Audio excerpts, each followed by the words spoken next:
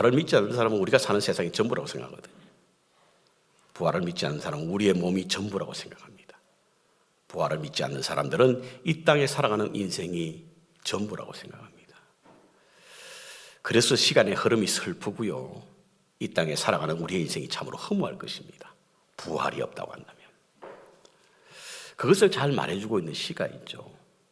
시편 90편에 여러분들이 너무나 잘 알고 있는 모세 시 가운데 인생이 우리의 시간에 연수가 70이요 강건하면 80이라도 그 연수에 자랑한 수고와 슬픔뿐이요 빠르게 지나가니 마치 날아가는 것 같아. 모세 자기는 120살까지 살았는데 왜 인생의 연수를 70과 80으로 이야기했을까? 그것도 궁금해하시는 분들 계시더라고요. 근데 시편이 기록되어진 시기에, 시편이 편집되던 시기는 바로 사울과 다윗의 시대였습니다. 그때 평균 연령이 70세와 80세였어요. 사울이 80세 살았죠. 다윗이 73세까지 살았지 않습니까? 그러니까 그 평균이 바로 그 때였기 때문에 인간의 연수가, 우리의 연수가 70이요 강건은 80이라고 했습니다. 그런데 이 시는 연수를 정하기 위해서 보는 것이 아니라 우리의 연수와 자랑이 수고와 슬픔뿐이고 그것이 빨리 지나간다라고 하는 그것을 말해주고 싶었던 것입니다. 왜 그러면 이와 같이 우리 인생이 수고와 슬픔뿐이 없는 것일까? 그것은 부활의 신앙이었기 때문에 그랬습니다. 여러분들, 부활의 신앙이 있기 전에 이지연 씨인데요, 당시에는 부활이라는 것을 알지 못했습니다. 없었다는 것이 아니고 알지 못했다는 거예요. 그렇기 때문에 이 세상의 삶이 끝인 줄 알았어요. 인생이 끝인 줄 알았어요. 우리의 몸이 끝인 줄 알았습니다. 우리의 삶이 전부인 줄 알았습니다. 그러니 이 시를 지녔던 사람일지라도 그 연수의 자랑은 수고와 슬픔뿐이라고 하는 거예요. 부활이 없으면 그렇습니다, 여러분. 부활의 신앙이 없으면 그렇습니다. 부활이 없고 이 땅의 전부라고 생각하니 수고와 슬픔뿐이고 허탈한 것뿐이지 않습니까, 여러분? 그래서 부활이 없으면 그렇습니다. 부활의 신앙은 우리의 인생을 바꿔놓습니다. 또 다른 몸, 또 다른 세상, 그리고 또 다른 삶이 있다는 사실. 그 사실을 우리에게 알려주기 때문에 고달픈 우리의 인생에 새로운 희망이 되기 때문에 우리의 부활의 신앙이 우리를 바꿔놓는다는 겁니다. 기독교의 핵심이 바로 부활인 이유가 바로 여기에 있습니다. 그런데 부활의 신앙을 가진다라고 하는 것은 쉽지 않습니다. 예수님의 동시대에 살았던 바리새인들과 제사장들은요, 예수님의 부활은 제자들이 꾸며서 만든 거짓이다 이렇게 주장합니다. 지금도 그 말에 동의하는 분들이 아마 들어 있습니다. 그래서 믿지 않는 그리스도인들도 있죠. 남가주에 가면 세계적으로 유명한 석학인 J.P. 모랜드라고 하는 분이 계신데요.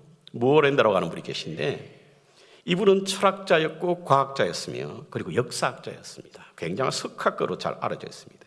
이분이 원래 무신론자였거든요. 그리고 회의론자였습니다.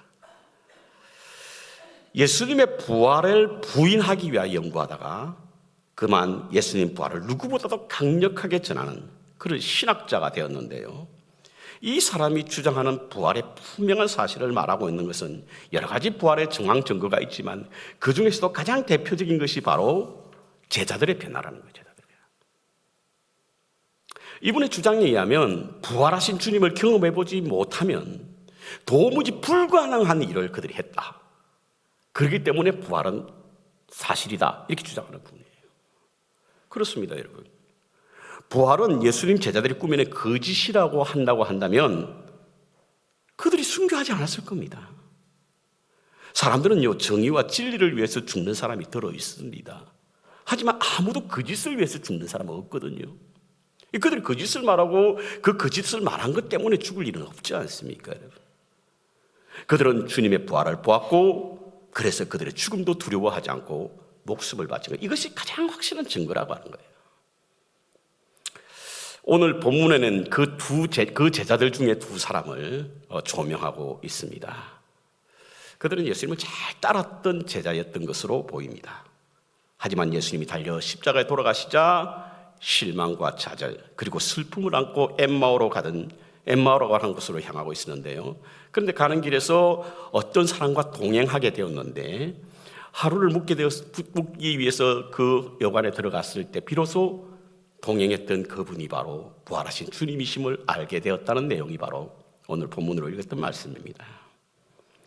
저는 오늘 여기에서 그들이 어떻게 해서 예수님의 부활을 알게 되었고 믿게 되었고 그 이후에 그들의 삶이 어떻게 변했을까에 관한 말씀을 묵상하기를 원합니다. 첫 번째로 그들이 부활을 알게 되고 믿게 되었던 모습이 과연 무엇 때문에 어떤 것 때문일까? 첫 번째로 그들의 눈이 밝아졌기 때문이다 이렇게 말합니다. 31절에 보니까 그들의 눈이 밝아져 그인 줄 알아보더니, 그인 줄 알아보았다라고 하는 것은 부활하신 주님인 줄 알아보았다는 겁니다. 그렇다고 한다면 그들이 그 이전에는 눈이 어두웠기 때문에 주님을 바라보지, 주님이 부활하신 것을 보지 못했다는 것입니다. 그들은 예루살렘을 떠나오기 전에 예수님이 부활하셨다는 소식을 이미 여인들의 입을 통해서 들었습니다. 그럼에도 그들은 믿지 않았습니다. 왜냐하면 당시의 여자들의 정언은 법정에서도 효력을 받지 못하고 인정받지 않는 사회적 공감대가 형성되었기 때문에 여인들의 정언을 믿지 않았습니다. 오늘 같은 큰일 나죠. 당신은 그랬다라고 하는 것입니다. 그리고 부활은 먼 훗날에 일어날 일이지 지금 당장에 일어날 일은 아니라고 그들은 생각했습니다. 동시에 만약에 부활과 같은 그런 정말 초자연적인 역사, 그것이 이루어졌다고 한다면 불과 몇몇 사람들에게 보여졌겠느냐라고 하는 생각 때문에 그들은 이미 예루살렘을 떠나기 전에 예수님의 부활의 소식을 들었지만 믿지 않았고 알지 않았고, 그래서 예루살렘을 떠나 엠마오로 가던 길이었다는 겁니다. 그런데 그 길에서 한 사람을 만나게 되죠. 그분이 부활하신 분임을 그들은 몰랐습니다.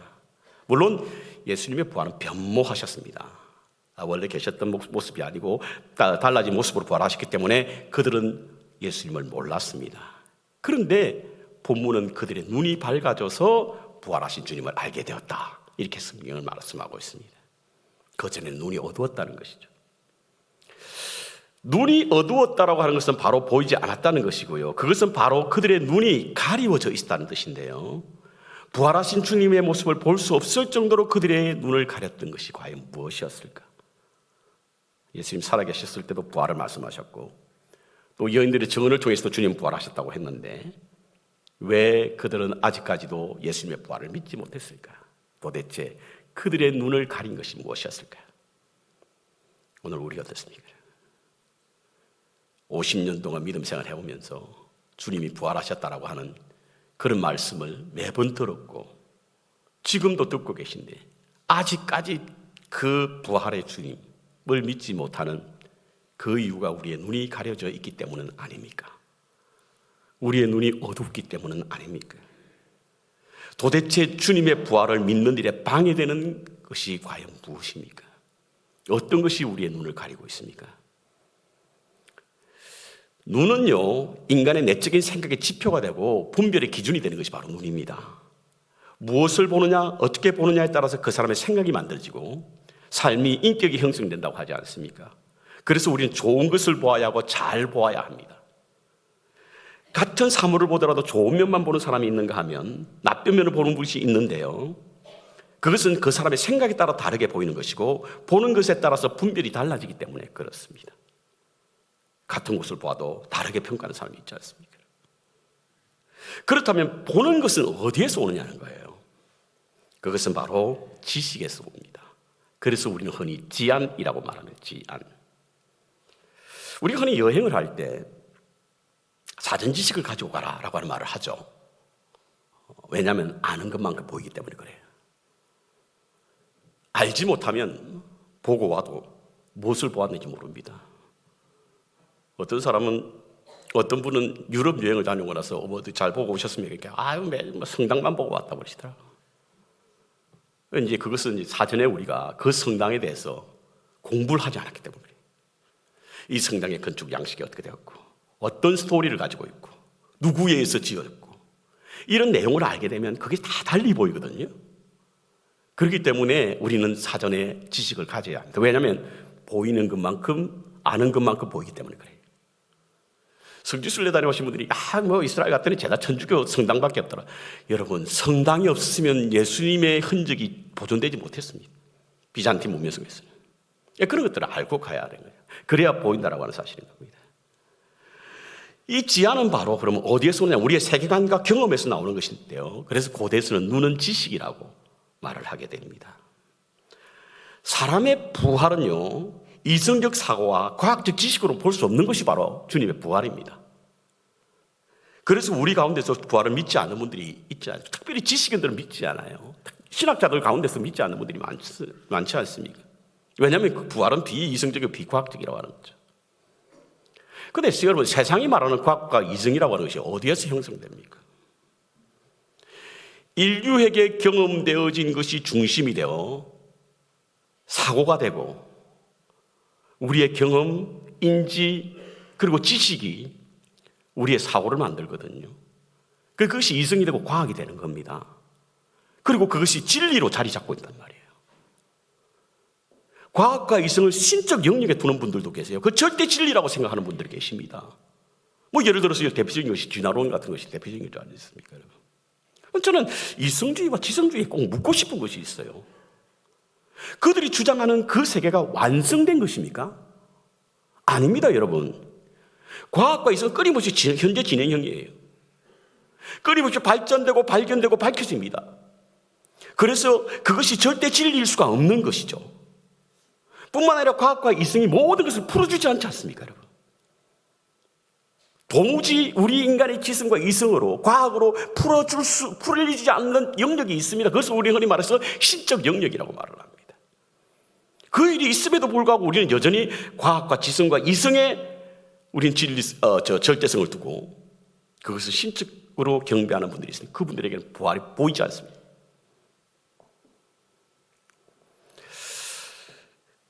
저는 종종 하나님의 초자연적인 역사, 이것을 믿지 않는 분들과 대화할 때 꼭 이와 같은 예화를 듭니다. 하나님께서는 자연을 만드셨을 뿐 아니라 질서도 만드셨습니다. 그래서 우리 인간에게는 만물은 질서에 따라서 움직입니다. 맞죠? 그래서 세상은 하나님이 만드신 창조의 질서에 따라 움직이는데요, 생명과 죽음도 마찬가지입니다. 전도서 3장에 보면 사람의 때가 있다고 그러죠. 태어날 때가 있고 죽을 때가 있다고 그러죠. 그리고 죽음은 끝이라는 것이 하나님의 질서입니다. 그런데 우리가 잊지 말아야 할 것은 하나님은 창조의 질서를 세우셨지만 그것에 구속되지 않습니다. 하나님은 어느 곳에도 구속되지 않는 거거든요. 하나님은 창조의 창조를 하시고 질서를 세우시고 그 질서에 따라 우리 인간이 움직이도록 만들었지만 하나님 당신은 그곳에 구속되지 않습니다. 왜냐하면 하나님은 스스로 있는 자들이지 않습니까? I am who am I. 하나님은 스스로 있는 야훼 하나님이십니다. 그렇기 때문에 구속되지 않는 거예요. 부활은요, 하나님의 영역입니다. 그래서 우리의 인생의 사람의 어떤 이성과 과학으로 그것을 해결할 수 없는 것입니다.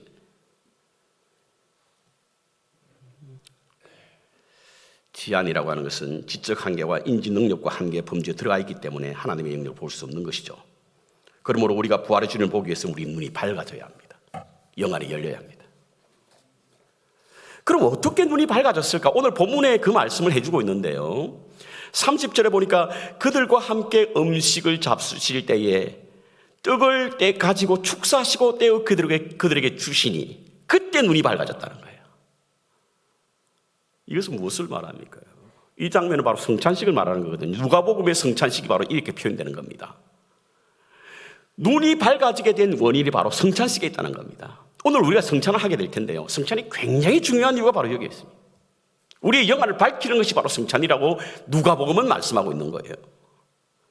주님의 피와 살을 상징하는 이 성찬식은 부활하신 주님의 만찬이거든요.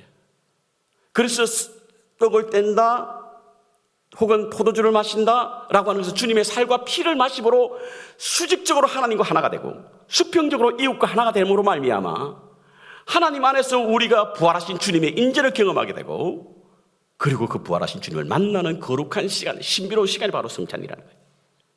이 성찬을 통해 제자들은 비로소 부활하신 주님을 만나게 되었다라고 하는 것입니다. 오늘 여러분 성찬하는 가운데에 부활하신 주님의 임재를 경험하시기를 축복합니다. 부활하신 주님이 경험되어지기를 바랍니다.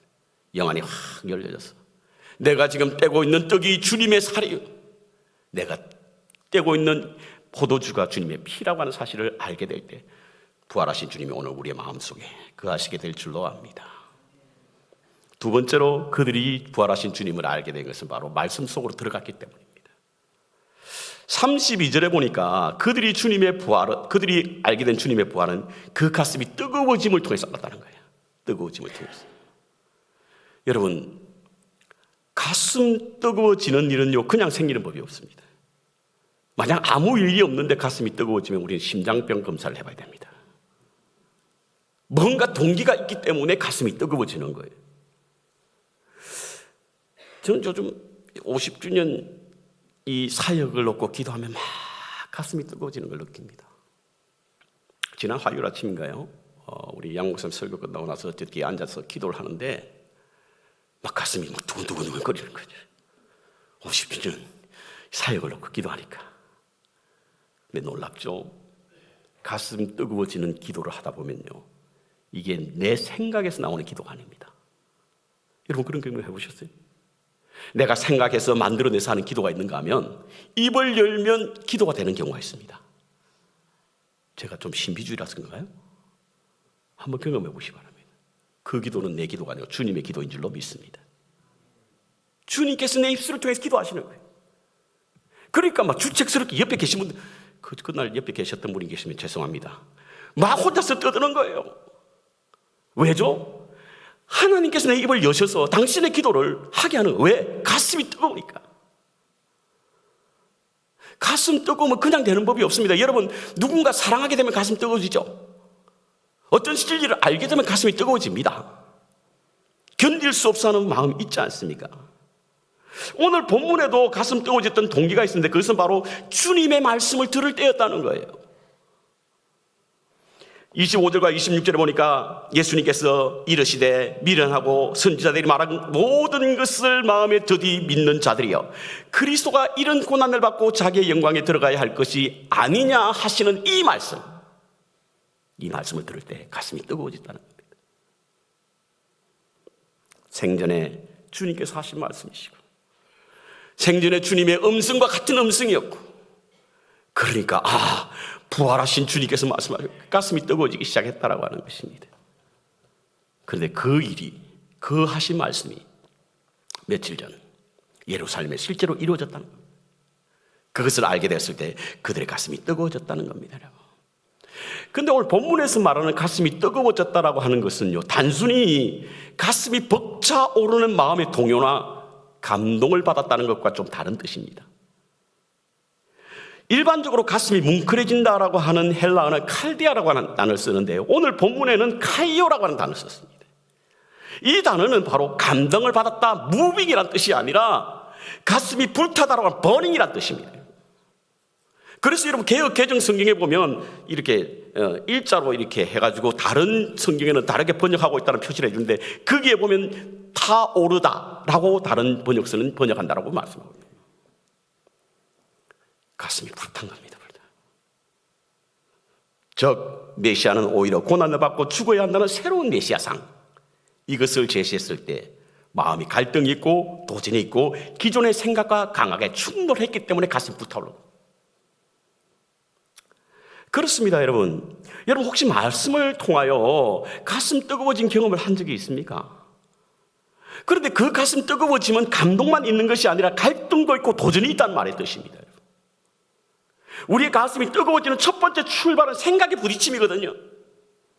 내가 그동안 생각해왔던 것 전혀 다른 것이 내게 들어옴으로 말미암아 부딪히는 것이 바로 가슴 뜨거워지는 첫 번째 현상입니다. 우리가 하나님의 말씀을 들으면 필연적으로 갈등이 생기게 돼 있어요. 말씀을 듣고 편안해지는 것은 뭔가, 성경이 우리에게 주는 말씀은 우리가 세상에서 익숙하게 살아온 이야기들과 다른 이야기이기 때문에 그 말씀을 듣는 순간 가슴이 뜨거워지는 그런 현상이 일어나게 되는 것이고, 그것이 바로 시작점이라고 하는 것입니다. 그래서 마음의 변화가 일어나게 되는 거예요. 이대로 살아서는 안 되겠다. 오늘 본문 1절 17절에 보면 그들은 슬픈 빛을 띄었다라고 전했는데요, 예루살렘에서 되어진 일을 보고 그들은 굉장히 슬퍼했어요. 우리 스승님이 이렇게 무력하게 십자가 달리 돌아가실 수 있을까? 내게 희망이었던 예수님이었는데. 그들이 십자가에서 돌아가신 주님을 보면서 실망, 좌절, 낙심 그리고 불신의 심정으로 엠마오로 가는 길이었는데 주님의 음성을 듣자 그 가운데 막 갈등이 생기기 시작합니다. 그래서 그들의 마음이 환희, 희망, 기쁨 이런 과정으로 불타오르기 시작한 겁니다. 그 부딪힘이 있어요. 그것이 뜨거움입니다. 여러분. 사랑하는 성도 여러분, 여러분들 혹시 말씀을 읽거나 듣다가 부딪힘과 심적 갈등이 있으시면 그 기쁜 일입니다. 여러분. 문제는 오히려 말씀 앞에서 아무런 감동도 없고 도전이 없는 게 문제죠. 하나님의 은혜를 받았던 많은 사람들의 이야기를 들어보면 내가 왜 그동안 이렇게 살았지?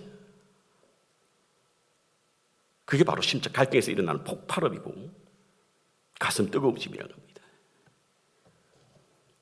그것이 바로 부활의 증거였습니다. 부활을 알게 됐던 이유였습니다. 자, 그런데 이제 그들이 그와 같이 주님의 부활을 알고 난 후에 취한 행동을 한번 보겠습니다. 먼저는 곧 그때 일어나 시간을 나타내는 부사를 쓰고 있는데 곧 그리고 그때 일어나라고 하는 것은 반복되는 단어입니다. 즉시라고 하는 뜻이죠. 곧바로 하는 뜻입니다. 지체하지 않았다는 것입니다. 쉼을 위해서 준비한 자리에서 박차고 일어나서 예루살렘으로 향했다는 겁니다. 이기에는 굉장히 중요한 가르침과 도전이 있습니다. 여러분, 지금 이 엠마오라고 하는 뜻이 무엇입니까? 그들이 엠마오로 가는 길이었는데요. 엠마오로 가는 곳은 지리적으로 예루살렘과 한 11km 정도 떨어졌던 곳으로 이제 학자들은 말합니다. 그리고 그 방향은 북쪽 갈릴리 방향이 아니고 예루살렘도 아니고 욥바라고 하는 지중해 쪽으로 가는 그 길이었을 거예요. 근데 이곳이 굉장히 아름답고 편안하고 쉼을 위한 그런 휴양소입니다. 엠마오라는 시골 지명은 오늘날 부활절 휴가라고 통용될 만큼 그 의미가 바로 안식, 평안, 그리고 쉼을 위한 것인데요. 지금도 그래서 엠마오 가게 되면 엠마오 호텔, 엠마오 민복 뭐 이런 것들이 많답니다. 오늘 본문의 제자들이 주님께 밤을 새우고 가자고 했던 것은 바로 이 엠마오라고 하는 이 휴양지였기 때문에 그렇습니다. 아마도 제자들은 자신들이 당한 지난 며칠이 너무 충격적이었기 때문에 쉼이 필요했던 것으로 보입니다.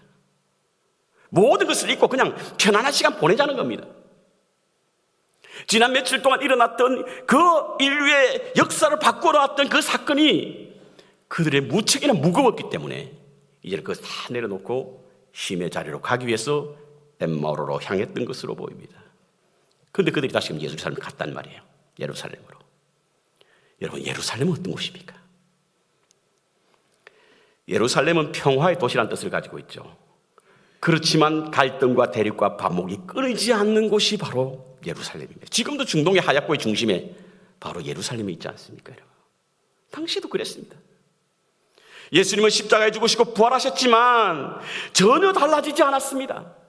여전히 살기가 등등한 제사장들과 서기관들이 기득권을 가지고 있었고 곳곳에 예수님의 제자를 찾아내어 체포하고 심지어 죽이려고 한다라고 하는 위험한 소문까지 돌던 곳이 바로 예루살렘이었습니다. 그러므로 예루살렘으로 향하는 길은 결코 쉬운 길이 아니었고 그 결정 또한 매우 어려운 결정이었을 겁니다. 특별히 제자들에게서는요, 제자들의 생각 속에는 예수님이 십자가에 돌아가실 때 모습이 그들에게 그대로 남아있습니다. 잔영으로 남아있습니다. 뭐 혹시 우리가 말하는 그 트라우마 같은 거 있지 않습니까? 그게 그대로 남아있었던 거예요. 그리고 우리 그들 생각 속에 어떤 생각을 하고 있었냐면 나도 주님처럼 저렇게 십자가에 매달려 죽을 수 있겠다라고 하는 두려움이 그들에 엄습했던 거예요. 그러기에 그들의 예루살렘으로 향하는 길은 안전을 보장받을 수 없는 위험한 길이었습니다. 편히 쉴 수 있고 안전을 보장받을 수 있는 엠마오의 길을 포기하고 돌이켜 위험한 예루살렘을 가는 길은 결코 쉬운 결정이 아니었습니다. 그럼에도 그들이 예루살렘으로 갔던 이유가 무엇이었을까? 오늘 그 이유를 분명히 말해주고 있는 말씀이 있는데 그것은 바로 사도행전 1장입니다.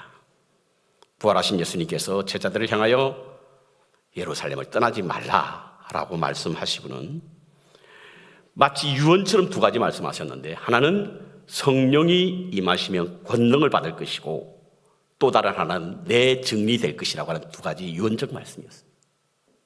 이 말씀 때문에 그들은 예루살렘으로 돌아갔던 것입니다.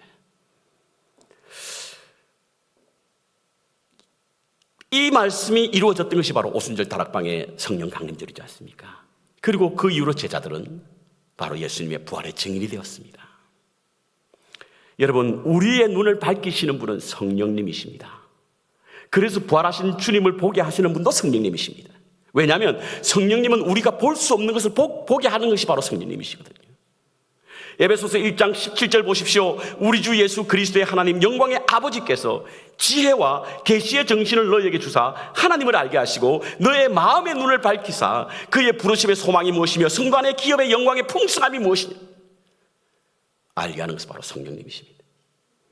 아무리 목사가 주옥과 같은 설교를 하고 논리적인 설교를 한다 하더라도 성령님께서 우리의 마음의 눈을 밝히지 않으면 그 영광의 풍성함을 우리가 알 수 없는 겁니다. 성령님이 하시는 거예요. 그래서 지혜와 계시의 영이라고 우리가 표현하는데, 계시라는 단어를 영적 계시, in the spirit of wisdom이라는 표현을 쓰는 거예요. 우리 지식으로 볼 수 없는 것을 성령께서 보게 하시는 줄로 믿습니다. 우리 알고 있는 어떤 지적 한계, 인지의 한계, 경험의 한계를 벗어나게 하는 분이 바로 성령님이시라는 거예요. 이 성령의 강림을 체험하기 위해서 제자들은 예루살렘으로 돌아갔다는 거예요.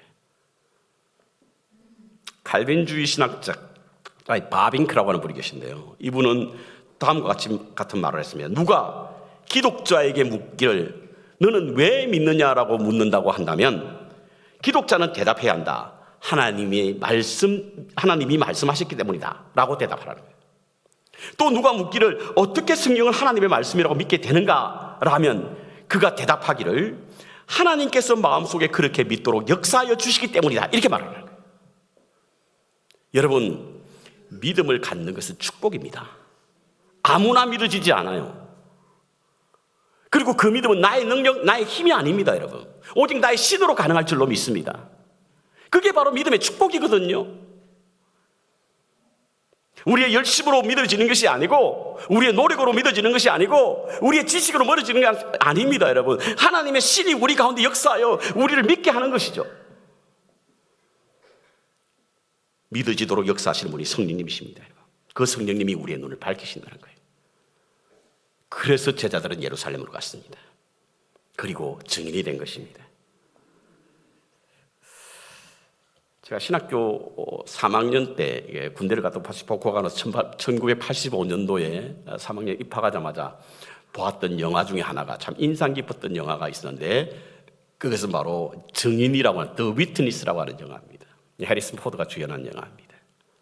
세상에 처음으로 아미시 빌리지를 세상에 밝히게 된, 드러내게 한 영화가 바로 The Witness라고 하는 영화인데요. 그 내용이 그겁니다. 어린 소녀가 삼촌 집을 가기 위해서 역에 기차를 타려고 기다리다가 화장실에 들어가게 되었는데, 그 화장실에서 부패한 경찰이 자신이 부패한 것을 증언하기 위해서 출발하는 사람들에게 가서 총으로 쏴 죽이는 모습을 우연히 목격하게 된 겁니다. 경찰은 화장실에 아무도 없는 줄 알고 총을 쏴서 그 증인을 죽였는데, 화장실 안에서 누군가 삐끗거리는 소리가 들려서 보니까 그 소년 하나가 있었던 거예요. 이 소녀가 그 사람을 피하기 위해서 도망가는 그 과정에 있어서 삶과 죽음을 넘나드는 스릴 있는 영화가 바로 위트니스입니다. 그런데 이 위트니스가 얼마나 힘든지 모릅니다. 도망자가 얼마나 힘들게 도망가는지 모릅니다. 왜? 진리를 말하기 위해서. 저는 그 영화를 신학생 때 보면서 우리가 부활의 증인으로 살아간다고 하는 것이 얼마나 위험하고 고달픈 일인가. 아무 말도 하지 않으면 아무 일도 없습니다. 그런데 우리는 본 것을 말해야 하고 들은 것을 전해야 하지 않습니까? 그런데 세상은 우리에게 끊임없이 진리를 말하지 못하게 하거든요. 진실을 전하지 못하게 합니다, 여러분. 세상은 진실을 감추려고 하고 불의는 진리를 숨기려고 합니다. 그래서 할 수만 있다면 한다면 증인의 입을 막으려고 하고요, 외침을 방해하려고 하는 거예요. 그렇기 때문에 고달픕니다, 여러분. 정인이 라틴어로 말타라고 하지 않습니까? 말타 뜻이 뭐죠? 순교자는 뜻이거든요. 정인은 바로 순교자의 삶입니다. 부활의 정인으로 살아가는 것이 어쩌면 위험을 무릅써야 하고 그것은 고통을 감내해야 됩니다. 세상의 지식과 맞서 싸워야 하고 세상의 문화와 문명에 대항해야 합니다. 그 이유는 바로 우리가 부활하신 주님을 알았기 때문이지 않습니까? 믿었기 때문이지 않습니까? 오늘 우리의 예루살렘은 어디입니까, 여러분? 여러분들의 예루살렘은 어디입니까? 저는 세상 속의 교회라고 믿습니다. 온갖 부정이 난무하고 폭력과 음모가 가득한 세상 속에서 말씀과 성찬으로 부활의 주님을 경험하고 정인된 삶을 살기로 결단하는 교회가 바로 오늘날 예루살렘입니다. 그것이 어디든 간에, 여러분의 가정이든 여러분 직장이든 여러분 세금의 현장이든 간에 주님과의 만남은 거룩한 성찬이 이루어지게 되고 우리의 삶이 예배하는 그 공간이 된다고 한다면 그것이 우리가 부활의 증인으로 살아가야 할 예루살렘이라는 사실을 잊지 말아야 될 줄로 압니다. 아직도 세상은 부활의 증인이 필요합니다, 여러분. 아직도 부활의 증인이 필요합니다. 왜냐하면 예수님의 부활은 우리가 사는 것이 전부가 아니라고 하는 사실, 우리의 인생이 전부가 아니라는 사실, 그리고 우리가 살고 있는 이 땅이 전부가 아니라는 사실을 알게 함으로 말미암아 삶 속에서 일어날 수고와 슬픔을 기쁨과 소망으로 바꿀 수 있기 때문에 그렇습니다. 이를 전하는 자로 사시기를 축복합니다. 그래서 우리의 삶에도 부활의 소망이 충만하시기를 주님의 이름으로 축원합니다.